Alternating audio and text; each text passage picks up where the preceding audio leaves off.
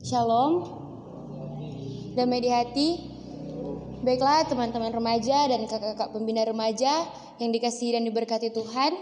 Bersyukur hari ini kita semua diberikan kehidupan yang baru, menikmati hari-hari kita. Pada hari ini kita bersama dalam ibadah remaja Jemaat Gemim Alpha Omega Rinigetan. Walaupun dalam kondisi pandemi yang sedang mewabah pada saat ini, namun kita percaya itu tidak akan menghalangi untuk kita tetap semangat memuji dan memuliakan Tuhan. Untuk itu, mari kita siapkan hati dan pikiran kita untuk beribadah. Dalam persiapan kita menyanyi Ku Diberi Kuasa.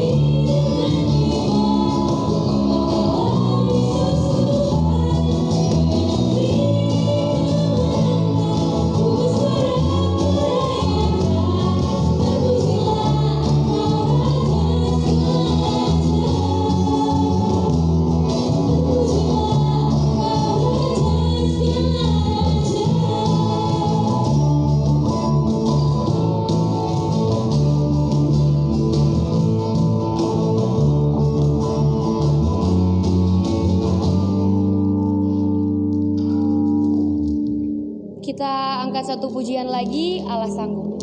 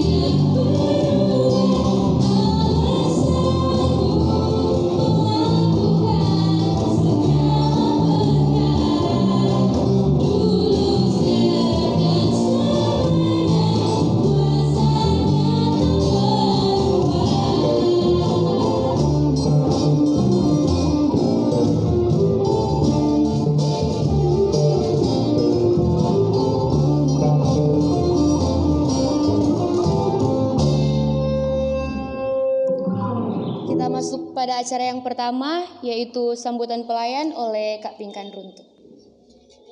Shalom, selamat malam.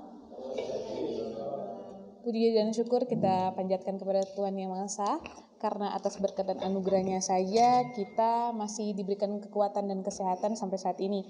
Ya, mungkin pada saat ini kita masih diperhadapkan dengan pandemi COVID-19 yang mengharuskan kita untuk beribadah secara virtual. Namun puji Tuhan itu tidak menurunkan semangat dan sukacita kita untuk tetap melayani Tuhan. Oleh sebab itu saya mewakili Komisi Remaja Jemaat Al-Quran dari Digetan mengucapkan selamat datang kepada teman-teman dan selamat beribadah untuk teman-teman yang ada di tempat ini maupun untuk teman-teman yang ada di rumah yang menyaksikan secara live streaming. Sekali lagi selamat beribadah, Tuhan Yesus memberkati. Kita angkat satu pujian lagi, Tuhan Kau Gembala yang baik.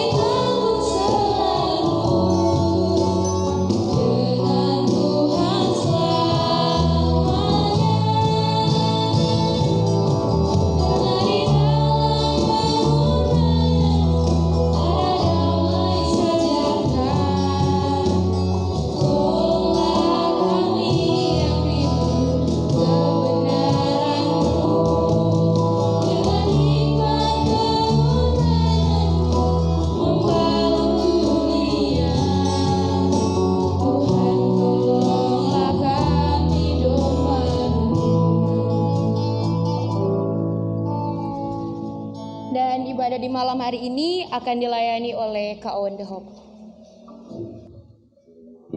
Bagi teman-teman, mari kita satu dalam doa, kita berdoa.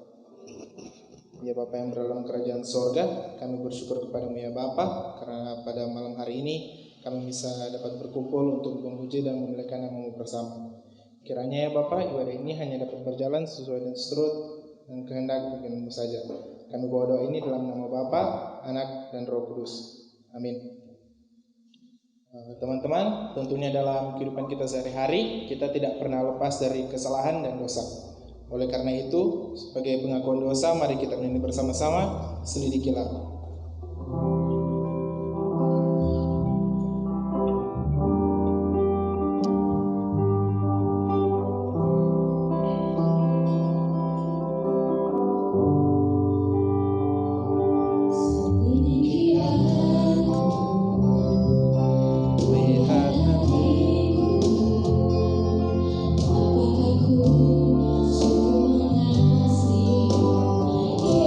Yesus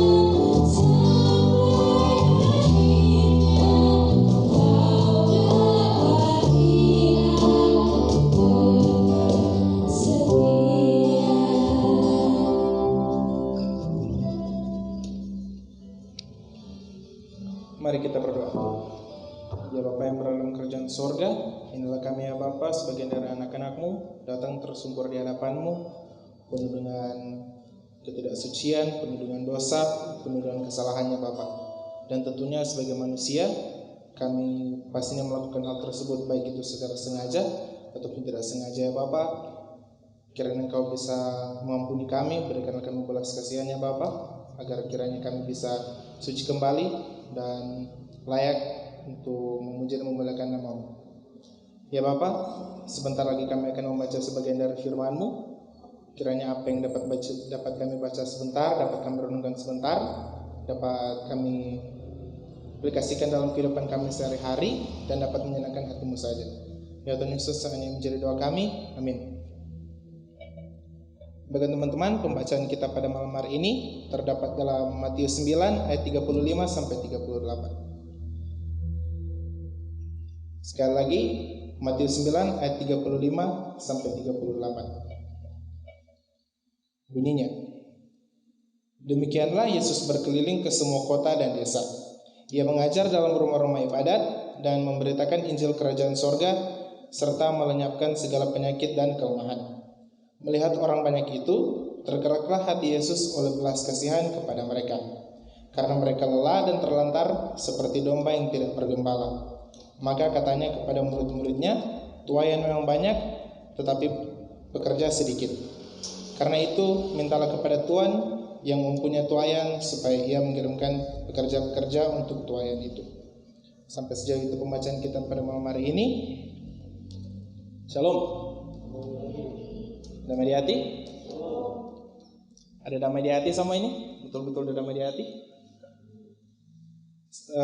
Yang pastinya kan tuh dalam trompe kehidupan dalam masa-masa corona ini pasti orang ada trompe unek-unek tersendiri dan ada trompe rasa stres di mana mungkin yang biasanya orang so biasa bapak jalan, biasa bapak pontar, yang pastinya kegiatan yang berada di luar rumah dan karena ini kegiatan corona ini orang terpaksa mau tinggal di rumah, bukan cuma tinggal di rumah lagi, orang sampai mesti baku jauh dengan orang, antisipasi karena ini COVID yang ada ini. Cuma teman-teman yang pasti, orang mesti angkat terus trompe kepala, orang mesti hidup penuh dengan sukacita, karena tentunya pandemi ini bukan berarti orang mesti hidup cuma tak kurung-kurung di rumah, nyenak mau berdoa, nyenak mau ibadah dalam bentuk apapun. Orang mesti hidup tetap dengan sukacita, penuh dengan iman, sehingga orang hari-hari sepanjang hari ini, sepanjang pandemi ini masih berjalan, orang masih bisa hidup dengan iman. Amin. Bagi kita masuk ke dalam khotbah kita pada hari ini, dan dengan topik simpati. Kalau menurut kita, ini simpati ini cocok dengan trompet kegiatan sehari, dengan yang ada sekarang dan dengan pandemik yang ada. Karena orang pasti mau terpikir kalau mau simpati saling membantu orang, saling membantu tamang, baik itu secara dekat ataupun secara dari jauh. Mungkin orang cuma bantu secara mental atau bantu bagaimana. Yang pastinya itu orang membantu orang, itulah simpati. Tetapi hari-hari begini dalam pandemik di mana orang bahkan mesti jaga jarak dengan orang-orang, pasti simpati itu mungkin nyanda terlintas dalam pikiran mungkin kita yakin orang-orang di ruangan ini semua pasti ada pikiran simpati, serta juga nih teman-teman remaja yang sementara bau ini. Teman-teman, orang boleh lupa kenapa sampai orang ada di sini. Orang di sini itu karena Tuhan pe kebaikan, karena Tuhan pe kasih, sampai orang masih bisa hidup di masa ini walaupun dengan pandemik yang ada. Cuma kita rasa dengan pandemi ini, orang bisa lebih menghargai orang pe kehidupan. Orang bisa menghargai hal-hal yang kecil, hal-hal yang simple, yang walaupun sebelum pandemi ini, orang nyanda anggap seberapa dah. Orang mungkin cuma orang nyanda anggap hal-hal yang terlalu besar. Pada ayat 35 kita dapat belajar dari Tuhan Yesus bagaimana dalam melayani Ia tidak hanya mengunjungi kota-kota besar dan megah, melainkan juga desa-desa miskin dan terpencil. Di sanalah Ia memberitakan Injil dan menyembuhkan segala penyakit. Nah, di ayat 35 ini tertulis bahwa Tuhan itu nyanda cuma membantu. Tuhan itu nyanda cuma membantu orang-orang yang hidup dengan bermegahan sama yang dia buku dapatkan di jalan, pasti dia mau bantu. Dari segala etnis, apapun di kondisi fisik atau apapun di kondisi mental, Tuhan pasti mau bantu. Karena dia tidak pernah berpikir hal-hal yang mungkin kalau misalnya dari sudut pandang Tuhan. Jujur kita saja pribadi kalau misalnya kita ada tamang tiba-tiba, mungkin kalau misalnya dari kita pribadi tiba-tiba baca atau minta tolong, kali kalau soal lebih dari 2 atau 3 kali, kali kita so agak malas mau bantu, dan gara-gara lingkar aduh seolah dengar begitu. Cuma Tuhan beda teman-teman. Tuhan tidak pernah beranggap begitu. Kalau misalnya Tuhan lihat dia butuh bantuan, Tuhan pasti mau bantu. Tidak pernah mau lihat, tidak pernah mau pikir waktu, mungkin dia tiba-tiba datang atau datang pokoknya dalam segala macam apa, yang pastinya dia tetap mau bantu. Saat itu semakin banyak yang mengikutinya, maka tergeraklah hati Tuhan Yesus oleh belas kasihan kepada mereka. Sungguh, Yesus mengajarkan bagaimana pentingnya bersimpati atau menaruh perasaan untuk prihatin pada orang lain dan berempati atau menaruh perasaan bersama untuk peduli dan senang menolong orang lain. Nah, kita kan tadi sobat cerita tentang simpati waktu pandemik di mana mungkin orang agak berat hati untuk membantu. Nah, sekarang kita mau singgung waktu sebelum adanya pandemik orang masih tidak suka membantu orang dalam hal apapun, mungkin membantu secara fisik, mau bangka barang atau bagaimana, atau cuma bantu bagaimana. Orang masih mau berpikir nak membantu, masih terlintas kotoran pikiran, dia mungkin butuh bantuan bapak kadang sedikit kalau kata-kata. Cuma kan kalau dalam mau membantu orang tidak perlu mau dengar dari orang sendiri Orang kalau misalnya orang merasa orang butuh bantuan, orang bantu dari segi apapun itu, baik orang dari masih remaja, dari pembina remaja, ataupun yang sudah lebih tua, yang pastinya orang yang boleh lupa membantu orang, simpati dan empati tersebut terhadap orang-orang yang mungkin pernah baku dapat orang atau orang teman-teman dekat, ataupun orang-orang tersayang.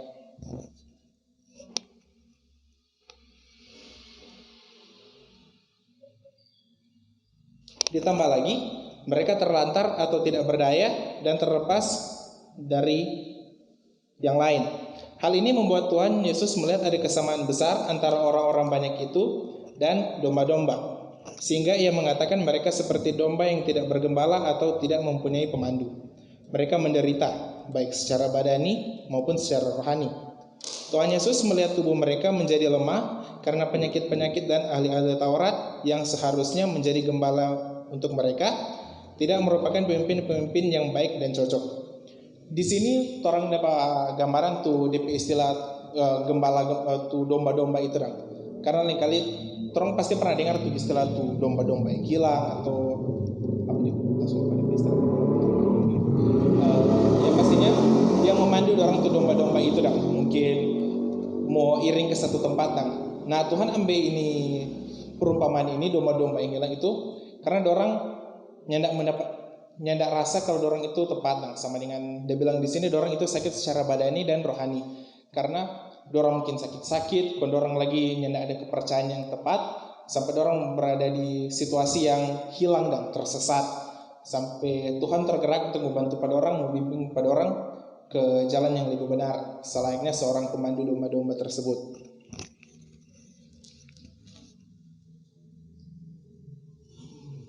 Sehingga orang-orang banyak yang hidup dalam penderitaan mendapat perhatian besar dari Tuhan Yesus.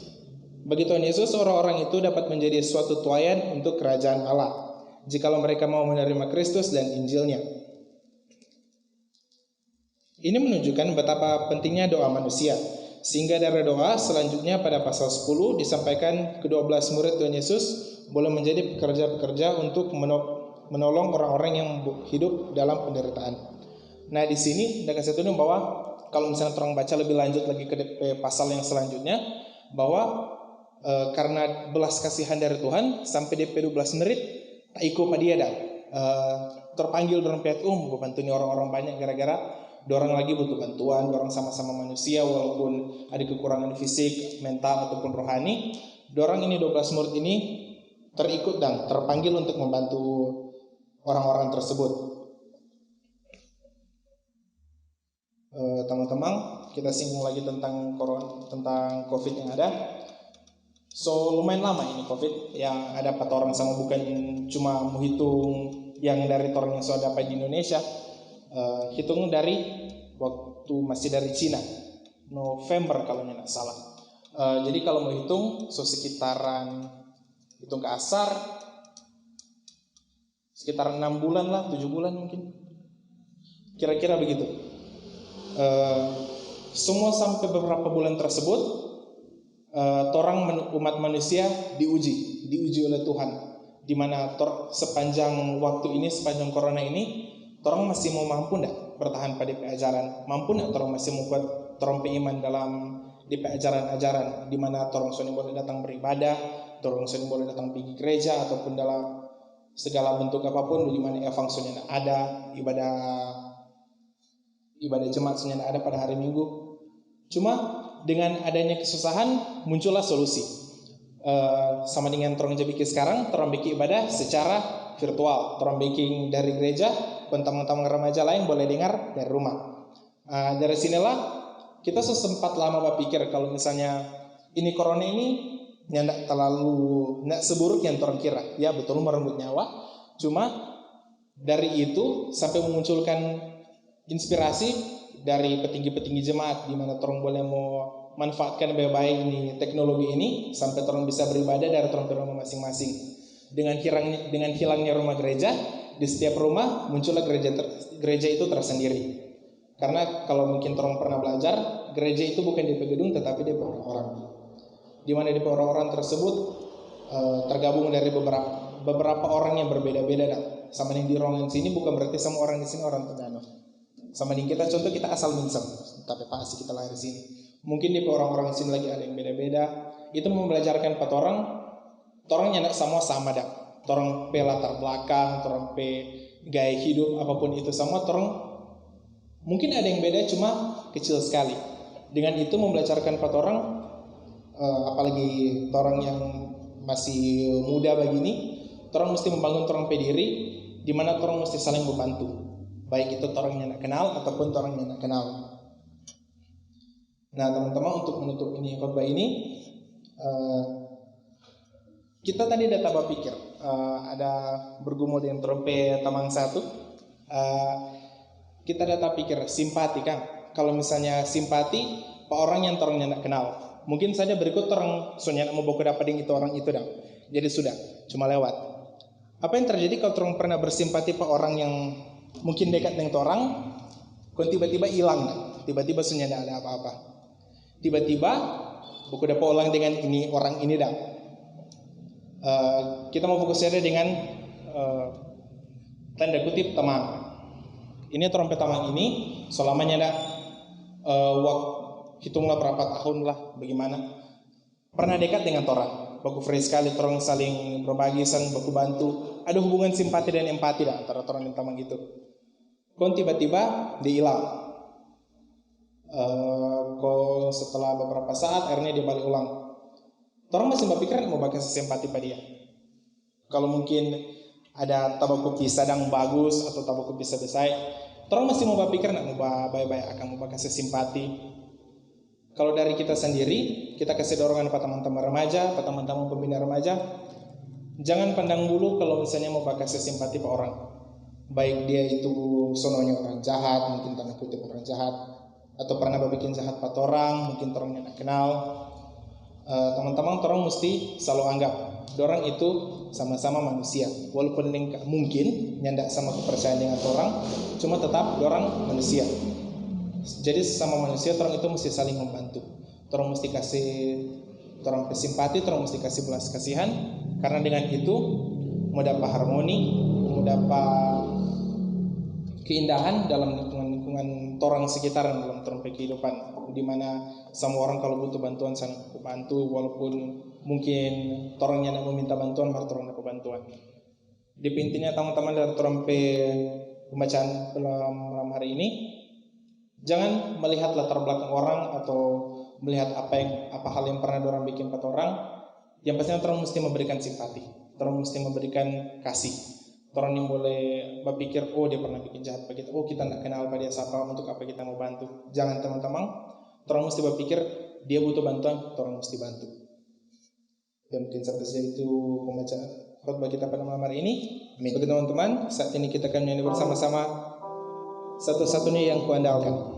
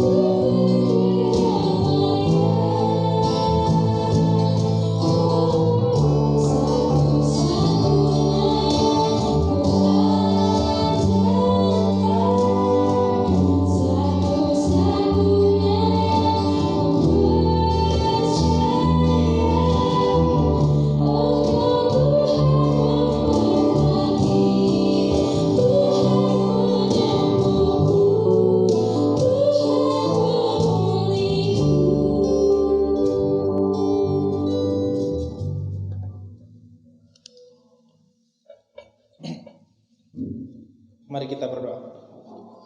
Ya Bapa yang berada dalam kerajaan sorga, kembali lagi kami ya Bapa dengan penuh syukur datang untuk memuji memuliakan nama-Mu. Ya Bapa, kami bersyukur kepadamu ya Bapa karena atas berkat dan penyertaan-Mu sehingga ibadah ini dapat berjalan sampai pada saat ini. Ya Bapa, kami ingin berdoa untuk jemaat kami ya Bapa, sistem peribadatan kami sepanjang pandemi corona ini, bukan hanya dari remaja saja tapi dalam segala badan, baik itu pemuda, bapak, ibu dan segala hal itu yang dalam peribadatan di jemaat ini. Kiranya Kau berikanlah kami hikmat, kiranya Kau berikanlah kami kesabaran ya Bapa, agar kiranya pada masa yang akan datang peribadatan kami akan menjadi lebih eksis dan tentunya dapat memuji dan memuliakan nama-Mu. Kami berdoa untuk negara kami ya Bapa, yang tentunya juga terkena dampak dari corona ini dalam segi ekonomi, politik atau apapun itu. Kiranya Kau berikanlah hikmat kepada pemimpin-pemimpin negara kami ya Bapa, agar kiranya semua keputusan yang mereka ambil dapat membantu negara ini dan tentunya dapat menyenangkan hati-Mu juga. Kami juga berdoa untuk orang-orang di luar sana yang sedang mengalami kesusahan dalam pandemi ini, baik itu janda, duda, fakir miskin ataupun anak-anak terlantar. Berikanlah mereka kekuatan ya Bapa, berikanlah mereka kesabaran, agar kiranya dalam kehidupan mereka dapat mendapatkan kekuatan baru, mereka mendapatkan pencerahan, agar kiranya di masa-masa yang akan datang mereka dapat menjadi orang-orang yang lebih baik lagi dan tentunya dapat menyenangkan hati-Mu. Tuhan Yesus, hanya ini menjadi doa kami dan kami akan tutup dengan doa Bapa kami. Bapa kami dalam kerajaan surga, kuduskanlah namamu, datanglah kerajaan-Mu, jadilah kehendak-Mu di bumi seperti di surga. Berikanlah kami pada hari ini makan kami yang secukupnya, dan ampunikan segala kesalahan kami, seperti kami juga mengampuni orang yang bersalah kepada kami. Dan jangan bawa kami ke dalam pencobaan, tapi lepaskan kami daripada yang jahat. Karena Kau mempunyai kerajaan dan kuasa dan kemuliaan sampai selama-lamanya. Amin.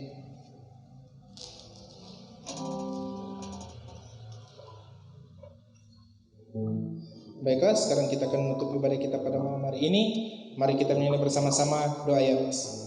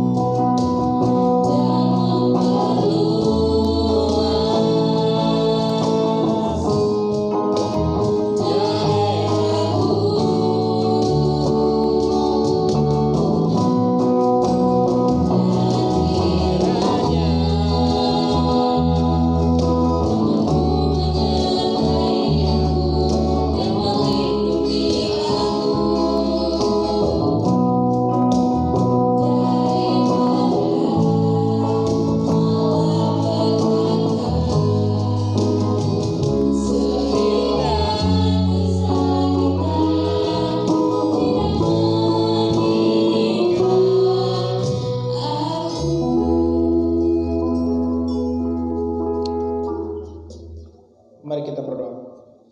Ya Bapa yang berada dalam kerajaan sorga, kami bersyukur kepada-Mu ya Bapa karena atas penyertaan-Mu sehingga ibadah kami pada malam hari ini dapat berjalan dan dapat berakhir dengan baik. Dan sekarang ya Bapa, kami yang berada dalam gereja ini sebentar lagi akan kembali ke rumah kami masing-masing. Kiranya Kau sertai kami dalam perjalanan kami, agar kami bisa tiba di tempat tujuan kami dengan selamat dan tidak kurang satu apa-apa. Dan kiranya Kau memberkati mereka yang sedang menonton ini dari rumah ya Bapa. Berikanlah mereka hikmat, agar kiranya apapun yang mereka dengar tadi dapat mereka aplikasikan dalam kehidupan mereka sehari-hari. Hanya ini menjadi doa kami, amin. Kembali kepada Yesus. Dan acara yang terakhir yaitu ucapan terima kasih oleh Kak Kerin Lucy. Shalom, damai di hati. Puji Tuhan, ibadah kita pada malam hari ini, ibadah remaja Jemaat Gemim Alpha Omega Rinegetan, bisa berlangsung dan selesai dengan segala baik. Dan kiranya apa yang menjadi pesan firman Tuhan pada malam hari ini bisa tertanam dalam hati dan pikiran kita, dan dapat kita praktekkan ke dalam kehidupan kita sehari-hari. Dan mewakili Komisi Remaja Jemaat Gemim Alpha Omega Rinegetan, mengucapkan terima kasih yang pertama kepada Kadim kita pada malam hari ini, Kak Owen The Hope, dan juga kepada teman-teman yang sudah boleh melayani bersama pada malam hari ini. Tuhan Yesus menyertai kita semua. Shalom.